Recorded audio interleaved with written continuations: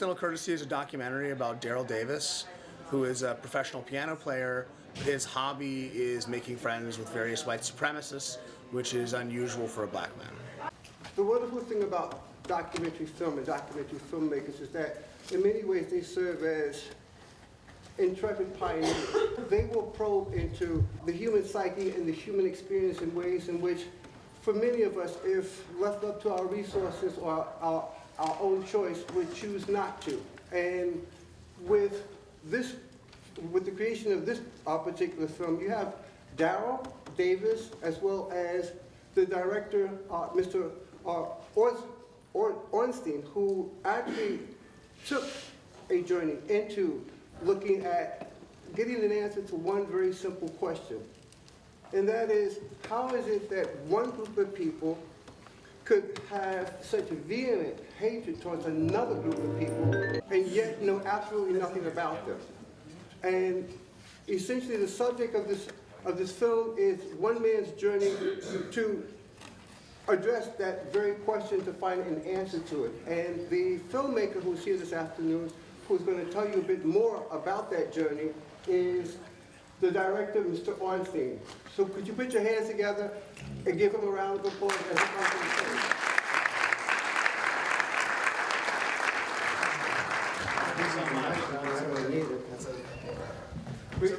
That's a prop. It's a prop. I'll hold it. Actually, I think it's on now. That's a real shame because you said some wonderful things in the introduction. Moved me very deeply in this. That's in the second round. Thank you guys so much for coming out today. I know you have a lot of options at this festival, a lot of things you could be doing with your Saturday in general. It's really a pleasure to be with you in this beautiful movie palace, which is one of my favorite things in the world to do with the Saturday. So I'm hoping that you enjoy the film and we can have a little conversation afterwards. So you were the one who initiated the actual creation of the film?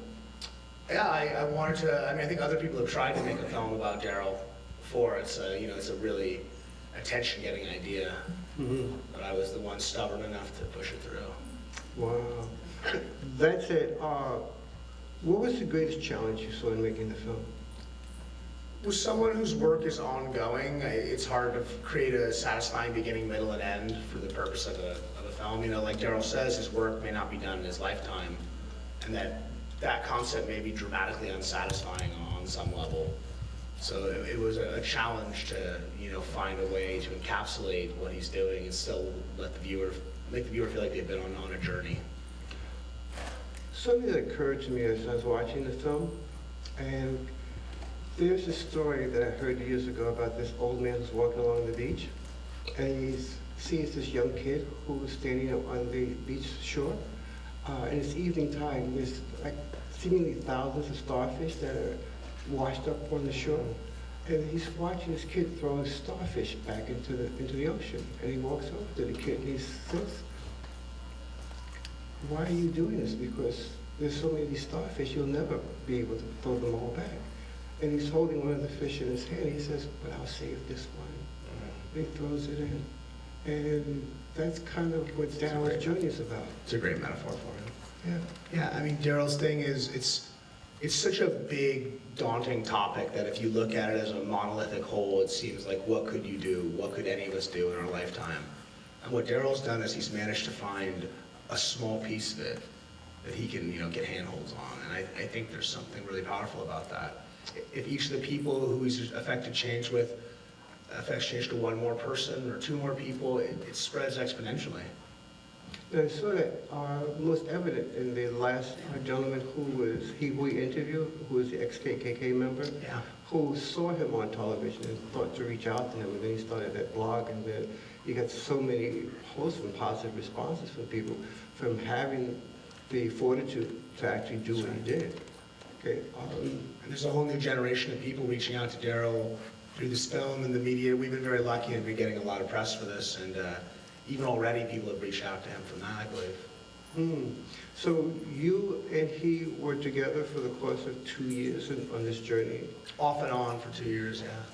Wow, it's too bad we don't have him here today, because we was hoping to have him Yeah, here. Gedney's not here, but there's some really nice stuff, interviews in general, or stuff from South by Southwest. If you leave this wanting to know more, wanting to hear words out of Daryl's mouth instead of mine, please explore further. No, what we see on the film is obviously shaped by you as well as him, so I'm sure there's a strong collaboration there. I'd like to think so. And there was the scene when he was in Baltimore, because I saw in the original screener, that wasn't in the screener, and that was a pretty heavy moment. And with the Black Lives Matter people who were at was that a bar that you guys were at? Yeah, that's right. It was the same bar they were making the lunches to hand out to the homeless at. Did he ever have an opportunity off camera to talk with them even more so than what we saw? I'm not sure he has. Kwame was my guest at one of our South by screenings and came up and did Q&A with me afterwards. And I think that in some ways his comments, you know, they're very much that of someone who's a 21-year-old. It's easy to be that age and tell someone that the amount of change they've affected in their life is insignificant. But on the other hand, I think what him and Tariq have to say is very valuable, and I think that they're going to be a part of the conversation. Okay. No, I was just, I think they're a really valuable part of the film and a valuable perspective, and I look forward to hearing more from them going forward. It's going to take all kinds of approaches to affect any kind of change. I'm going to open this up to the audience in a moment, but I have one other question I wanted to ask. Sure. After it was finished, did any of the people who were in the film have a chance to see it? Sure. And what was their response?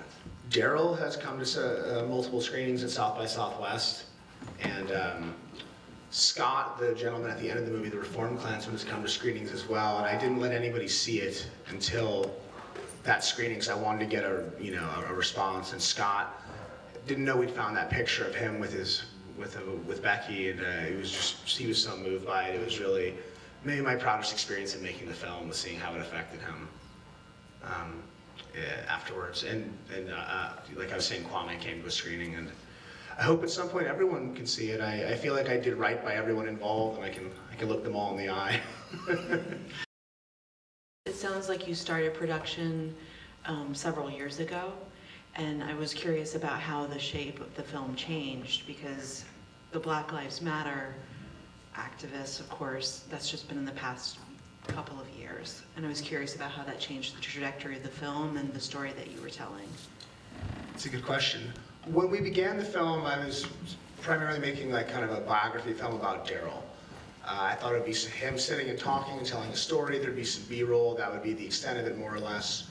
And every time we went to shoot, to film with him, there had been another police shooting. There had been more civil unrest. And the question really came to us as a production, what kind of film do you want to be? Do you want to be a film that reflects what's going on in the year you're making it, and is aware and tries to engage in the conversation, or do we want to just stick to what we thought we were doing? And so it became a film not just about Daryl. I mean, Daryl is our main point, our anchor for it, but I think it goes into some wider topics. And obviously, certainly as filmmakers don't have all the answers. We're really just looking to be part of your conversation. So if you guys go home and talk about this, if you recommend this, if you want to have these conversations with anyone, it's the greatest accomplishment this film could make. Your nightmare as a filmmaker is that the second people leave the theater, they're trying to figure out where they're going to eat and they're done. And that's okay. There's a lot of things occupying your mind, but we'd like to stick with you a little longer if we could. Anybody else? I saw one over there. Oh yeah, there's two over there. Over here? We have a couple. Thanks for hanging out with us, guys. Appreciate it. Was it hard to convince the Klansmen to participate in the film, or were they willing to share their experiences? They all took a little bit of relationship building. My brother Noah mostly handled them, and it's sort of like what producers do for 60 Minutes or things like that, where you have multiple conversations and convince them you're not totally trying to ambush them. At the end of the day, though, the life of a modern racist, or these kinds of modern racists, is they go on cable news. They've been on MSNBC and Fox News and this, that, and the other, and so they all had some degree of media experience. But still, you have to earn their trust for something like this, or they won't do it. Lady here?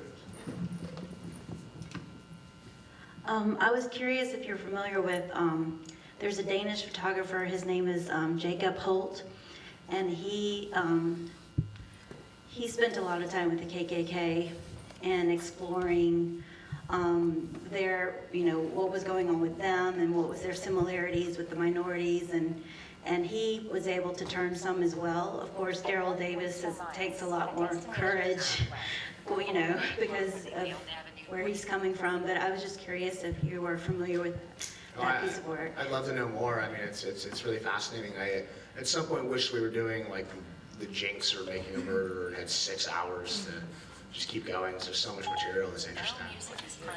Thank you. It's a very musical film. I was wondering if you had a history in music yourself? I care a lot about music. I think maybe my initial point of entry into black culture was music related. And it's another character of the film just as location. It kind of tells a story about what's going on politically and socioeconomically at the time that it's made. And the thesis of music as integration for America is one of those things that the 6-hour version would have a lot more about. But it's the ultimate melting pot. And the first interracial dancing you ever see on TV is on the Alan Freed show. It's that Chuck Berry performance. I think it's supposedly the first time they ever showed that period. And it wasn't that long ago. So I think the history of America and modern integration can be told through its popular music. It's a good paper out there if anyone's a sociology major. You up here. And while we're waiting for that, let me just say that Alan Freed was the very first person to coin the term rock and roll. That's right. He gave rock and roll its name. So interesting. I just said in Cleveland and saw an exhibit on him. Wow. Hey, Matt, thank you. It's a great movie, a great film. Like many documentaries, there's a lot of footage that doesn't get captured or doesn't make the cut. Is there any footage that we didn't see there that it's on the floor somewhere that impacted you in a way but just didn't fit the editing? There's so many things, and when I sit through it at screenings like this, I'm making a laundry list for myself. And we're probably gonna have to shorten it a little bit for broadcast, and so the fact that I want to put more things in is bad news. But one thing that I can't believe isn't in there is Scott, the last guy who's the reformed one. His probation officer, or no, his public defender he was assigned was black. And he was sure he was just gonna send him down the river. He was like, now I'm done for. And the guy worked hard for him, and he sort of started to rethink his whole foundation. I'm gonna get that back in there. There's so many things, it's so hard. I talk a lot about DVD extras, which shows you how old I am, but Vimeo extras, YouTube extras, something like that. Snapchat, all.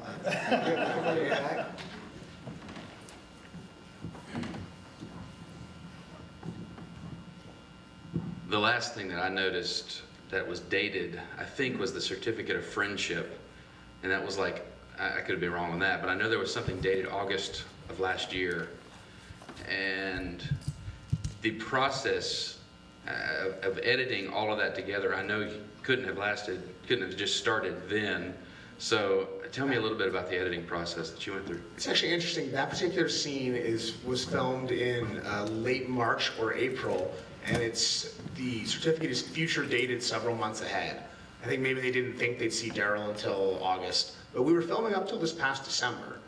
The last act of the movie, a lot of that in Baltimore, we were filming up till right before Christmas. There was actually a bit of weather that hit DC, and we got stuck in Atlanta on the way back, and it looked like we were going to spend Christmas Eve at the Waffle House near the airport, which I was okay with, but obviously people were not thrilled. But everyone got home and the movie got finished. But that's definitely a process, and the past few months have been really post-intensive, and I have 2 great editors and 2 great assistant editors, and they really make miracles happen.